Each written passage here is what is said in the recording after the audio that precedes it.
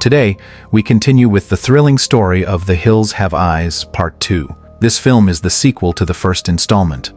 1 year ago, a family mistakenly ventured into the territory of mutated beings, tragically falling victim to their merciless slaughter. This area is notoriously known by the military as Sector 16. Due to frequent mysterious disappearances reported here, the government conducted a weeks-long search and destroy operation. Now, 3 scientists are placing thermal sensors around the area. Their only protection is a single kernel.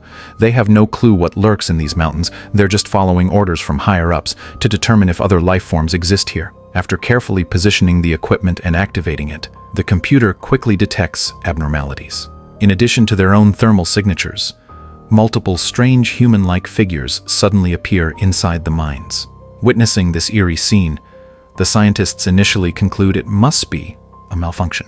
Suddenly, the computer loses signal completely, prompting them to send someone to inspect the other side. This location is a mining tunnel, abandoned for half a century, its surroundings oozing with unsettling vibes. The scientist anxiously arrives at the site, opens the electrical box, and discovers a rat causing the short circuit. The pair brush this off as a mere accident without much concern, calling back to base for extra supplies. Just as they're finishing their conversation, an officer approaches and sternly asks the scientist where the rest of their group is. The scientist replies that one colleague is installing instruments inside the mine, while another is setting up infrared sensors on the hilltop. The officer angrily scolds them, reminding them the command was clear.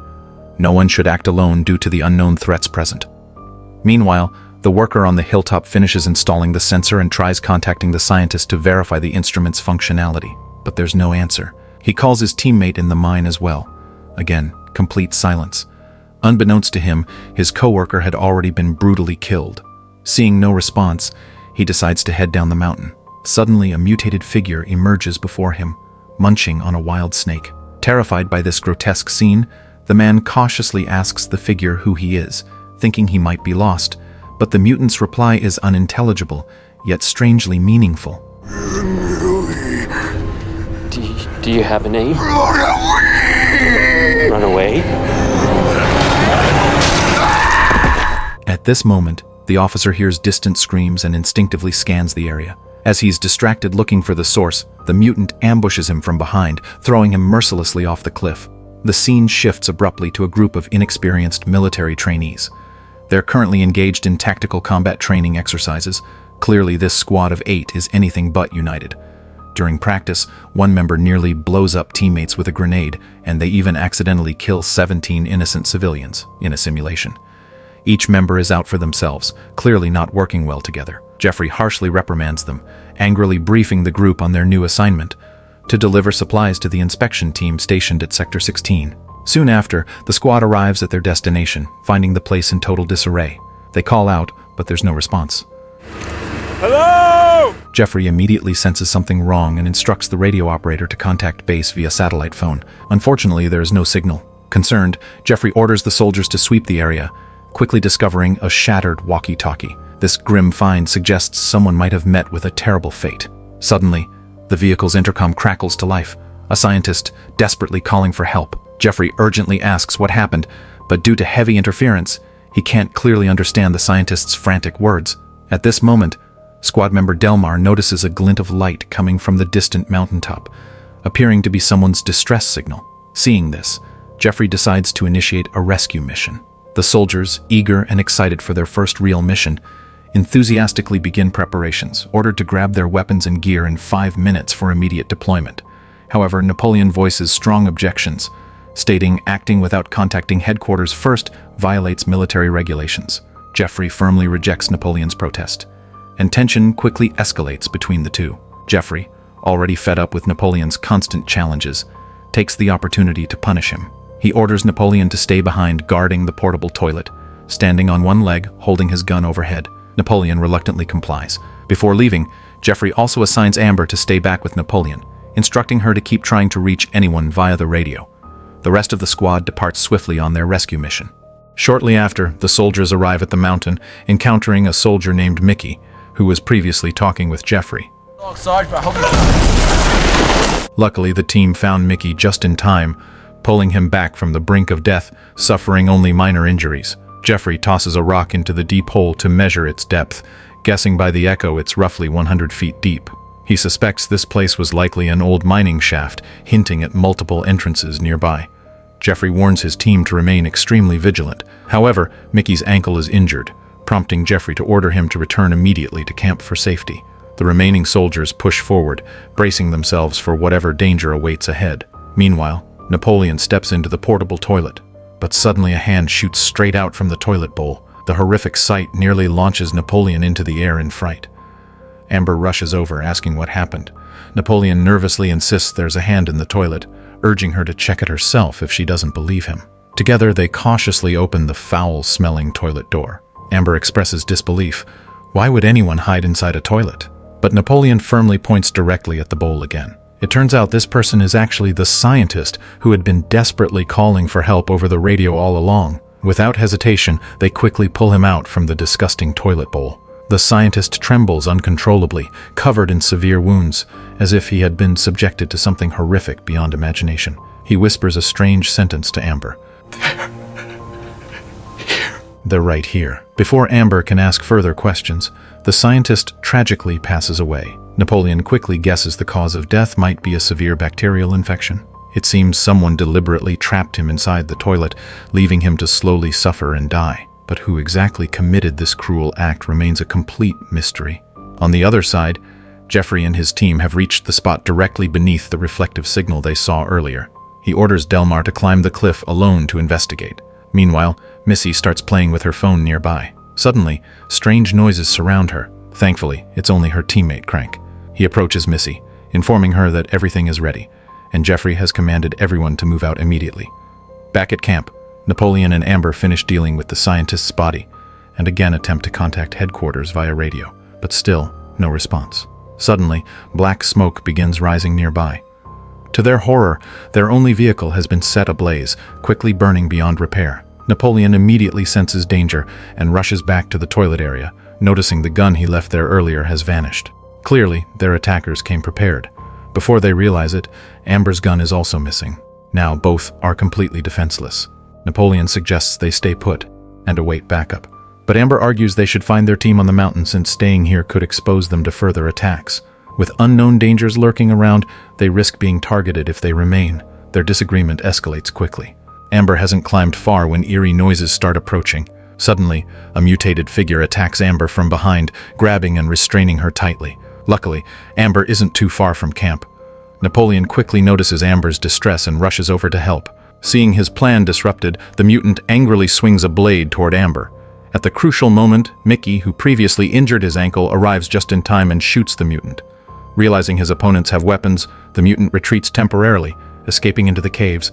Just when they think they're safe, the mutant resurfaces beneath Mickey's feet through a hidden hole, grabbing his leg and trying to drag him into the tunnel. Napoleon hurries over, joining Amber to help rescue Mickey, but the tunnel entrance is so narrow there's no clear shot for Amber. As the mutant relentlessly pulls, Mickey's legs stretch painfully apart. Due to the massive strength difference, Amber and Napoleon helplessly watch their teammate get violently dragged away, witnessing Mickey's horrifying fate. Napoleon finally grasps the gravity of their situation and decides to find the rest of the squad alongside Amber. Meanwhile, the other group continues their search, with Delmar discovering a shoe on the ground. Suddenly, another teammate finds a body, the shoe's owner. But the person's head is missing, replaced gruesomely by his own wallet holding an ID card belonging to the worker who was installing infrared sensors on the mountain. Realizing something is terribly wrong, Jeffrey orders an immediate end to the search and rescue mission, instructing everyone to load their weapons and prepare for combat. Next, he orders the team to try contacting Amber via radio to confirm they're safe. But interference still blocks their signal. Jeffrey quickly devises a tactical plan on the spot. He divides the 6-person team into 2 groups, 3 guarding the front and 3 watching the back, maintaining mobility and vigilance. If anyone suspicious approaches, they're authorized to shoot on sight. With that, the squad cautiously advances forward. But not long after, a mutant suddenly ambushes one of the soldiers from behind. Panicked, the young soldier fires multiple shots at the attacker, but due to his inexperience, he misses every shot. Jeffrey rushes over after hearing gunfire, hoping to assess the situation. In a tragic twist of fate, the panicked soldier accidentally shoots and kills Jeffrey. Hearing the commotion, Amber and Napoleon arrive just in time to witness Jeffrey's tragic death. The consecutive losses deeply shake the squad, fully awakening them to their dire situation. They realize the mutants' targets are clearly themselves. Deciding quickly, the group lifts Jeffrey's body, moving toward the mountain edge. Reaching a cliffside, they plan to use ropes to lower Jeffrey's body safely down. Overwhelmed by guilt, the soldier who mistakenly shot Jeffrey volunteers to accompany his body down the cliff. But halfway down, the rope suddenly snaps. Both the soldier and Jeffrey's body plummet onto the rocks below, meeting a gruesome end. Crank immediately blames Napoleon, accusing him of incorrectly tying the rope. But Delmar interrupts, examining the rope closely. Noticing clear signs it was deliberately cut, likely by someone hiding inside the mountain. Realizing they're actively being hunted and that their only escape route has been severed, panic overtakes the survivors. Left with no choice, they find a dangerous, narrow path down the cliff to attempt an escape. Reaching the bottom, they're frustrated to find themselves at a dead end. As tensions flare and arguments erupt among them, a sudden noise nearby draws their attention. Following the sounds, they discover the officer who was earlier thrown off the cliff, severely injured and barely alive. Missy moves to help him, but the officer weakly stops her. He explains his injuries are too severe. No amount of treatment can help now. Rather than endure further torment, he'd prefer ending things himself quickly. Taking a gun, he prepares to end his life. In his final moments, the officer reveals the horrifying truth. Below their campsite lies a hidden group of mutated beings living within abandoned mine shafts. They slaughter any strangers without mercy, except women. Women are captured alive, forced to breed and produce offspring for the mutants. After finishing his warning, the officer tragically ends his own suffering. Taking in the officer's chilling revelations, the survivors quickly form a plan. Missy and Amber volunteer to serve as bait to lure out the mutants. Their strategy succeeds perfectly, and the mutant quickly emerges. The group swiftly opens fire, successfully taking down their attacker, boosting everyone's courage. Yet, just as they celebrate their small victory, Missy steps away briefly for a bathroom break. Unaware, another mutant silently emerges behind her, swiftly abducting her. Hearing the commotion, the rest immediately chase after the mutant into the mines. Determined to rescue Missy, they charge fearlessly inside. One soldier suddenly recalls the officer's warnings. They're foolishly walking into a trap. Believing splitting up is wiser, he declares he'll leave to seek outside help, abandoning the group without hesitation. Undeterred, the remaining teammates press deeper into the mine. Soon, they discover Missy's phone lying abandoned on the ground. Just beneath it is a pipe leading downward. They immediately realize this pipe must lead straight to the mutant's hidden lair. Delmar is the first to jump down, easily landing safely at the bottom. Seeing no immediate threat, he signals the others to follow him down. Now the group finds themselves in a deeper layer of the mine. At the end of the passage, there's a hidden hole covered by thick weeds. Coincidentally, this is exactly the spot where Jeffrey had previously fallen from the cliff. Down below, they see the bodies of Jeffrey and their fallen teammate. Delmar suddenly realizes someone must have deliberately cut the rope from this exact position. Meanwhile, the soldier who left earlier to find help reaches the cliff edge, planning to climb down the rock face barehanded. But after making his way down, he arrives at the hole where Delmar and the others just were. He calls out loudly, but with no response. He's forced to continue climbing downward. Just as he's about to descend further, a mutant appears out of nowhere, grabs his arm, and swiftly slices off his hand with a blade. The soldier tragically falls from the cliff, dying instantly upon impact. Back with the main group, Amber, terrified of being captured and tortured by the mutants, deliberately saves one bullet for herself. If it comes down to it, she'll have a way to end things quickly. Suddenly, the wooden boards beneath her feet crack, sending Amber plummeting downward. Napoleon tries desperately to grab her, but both are swept away by the rushing water below. Seeing they're still conscious and relatively unharmed, Delmar decides to find another route and regroup with them later. Now, forced apart by circumstance, the four survivors split into two separate teams to continue onward. Elsewhere, Napoleon suddenly hears strange sounds nearby. He cautiously moves toward the noise to investigate. Amber, fearing it could be dangerous, quickly stops him. Unbeknownst to them, the noises are actually coming from Missy. A mutant is holding Missy's mouth shut, preventing her cries for help from being heard. Meanwhile, Delmar discovers another large pit ahead. He suspects it will lead him directly back to Napoleon and Amber. They notice a wooden plank across the gap, which they can use to slide down to the lower level. Crank bravely leaps across first, but he barely makes it, nearly losing his grip. Luckily, Delmar jumps over just in time, saving Crank from falling. Together, they carefully descend the plank into the lower level. After Missy was abducted, she finds herself trapped inside a room. A severely mutated man, his skin decaying horribly, sees Missy's beauty and mistakenly calls her mom. With his deformed tongue, he disgustingly tries to kiss Missy. Missy, fearless and determined, fiercely bites off his tongue. She then kicks him viciously below the belt and makes a run for it.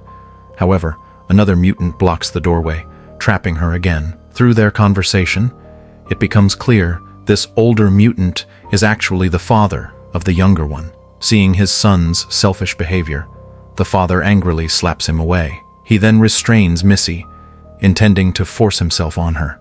Missy screams in terror at the top of her lungs. Hearing her cries, Delmar quickly moves toward the source to rescue her. Napoleon and Amber, hearing the same screams, also rush in her direction.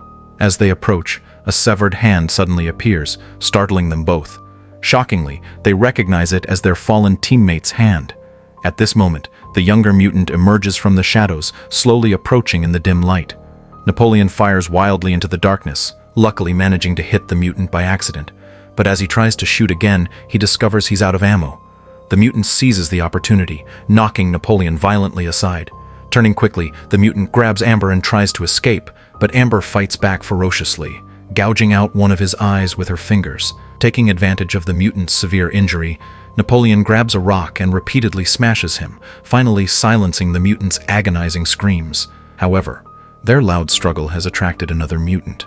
Unable to see clearly, this mutant relies on scent, sniffing the blood to track Napoleon and Amber down.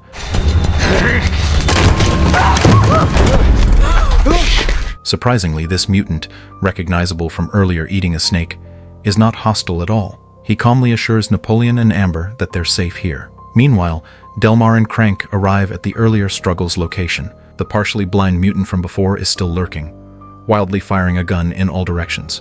Delmar unfortunately gets hit by the random gunfire. Enraged, Crank empties his entire clip at the mutant, successfully ending his threat. Luckily, Delmar's injuries are limited to a severe shoulder wound, with no bones damaged. However, neither of them has any ammunition left. Hearing the commotion outside, Napoleon opens the door and lets Delmar and Crank into their hiding spot. Now reunited, the four survivors regroup once again. The friendly mutant kindly offers to help them escape the mines safely. On their way out, they pass a horrifying storage room filled with discarded clothing and various human remains. Among the gruesome discoveries, they see Mickey's severed limbs. Crank, overcome with anger and grief, grabs a knife, determined to kill the friendly mutant. Delmar quickly intervenes to stop him. Suddenly, Delmar coughs up blood, collapsing onto the floor. Pulling his hand away, they see he's also been shot in the abdomen.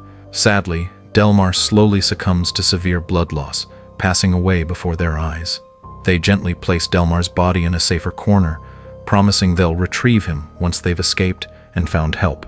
At this point, Amber and Napoleon insist on rescuing Missy at all costs. Crank disagrees strongly, believing Missy is already dead and that going back means certain doom. Amber refuses to listen, determined to rescue Missy, and Napoleon loyally follows. Left behind, Crank notices a faint glow nearby and discovers a room filled with explosives, leftover military supplies. Seeing these explosives, he believes he's found their only chance for survival. Determined to collapse the mine, he picks up a crate and moves forward, not realizing it's connected to a detonator. As he steps forward, the explosives trigger, causing a massive explosion. Amber and Napoleon, nearby, feel the violent blast and quickly realize Crank may be in trouble. Returning hastily, they find no trace of Crank, only devastation. As they stand confused, Missy's screams suddenly echo, drawing their attention again. Following her voice, they reach a room filled with mannequins. Just as Napoleon gets distracted, a mutant dressed in military uniform ambushes him, attacking Amber as well. Napoleon quickly grabs a knife, cutting the mutant's leg before stabbing him repeatedly in the neck. After countless strikes, the mutant collapses lifelessly. The pair quickly proceed to the deepest part of the tunnel, finally spotting Missy through the bars of a cell. Missy is tied down tightly to a bed. Amber quickly devises a plan, using Missy's phone to lure away the mutant guarding her. Their plan works perfectly. The mutant rushes out toward the phone's sound. As Amber and Napoleon start freeing Missy, Napoleon prepares to ambush the returning mutant. However, the mutant suddenly bursts through the door, violently throwing Napoleon aside. Missy hides desperately under the bed as the mutant approaches. At this critical moment, Amber recalls the single bullet she'd saved earlier, aiming carefully and firing straight at the mutant's head. Yet due to the mutant's enhanced physical state, this only temporarily slows him down. Furious, the mutant violently attacks again, throwing Napoleon aside and grabbing Amber by the throat. Napoleon, seeing Amber in danger, grabs a nearby spear and drives it through the mutant's body. The mutant collapses instantly, seemingly defeated. As they quickly grab Missy to leave, she angrily kicks the mutant's body repeatedly, unintentionally waking him up. The mutant grabs Missy's ankle, reaching desperately for a knife. Napoleon swiftly grabs another blade, pinning the mutant's hand to the ground. With the mutant immobilized, Napoleon finishes him by jamming the gun barrel down his throat. Finally escaping, the 3 survivors emerge exhausted from the mine. However, their heat signatures still appear clearly on a monitoring computer screen. A mysterious hand angrily slams the computer shut, and with that chilling twist, the film comes to a dramatic end.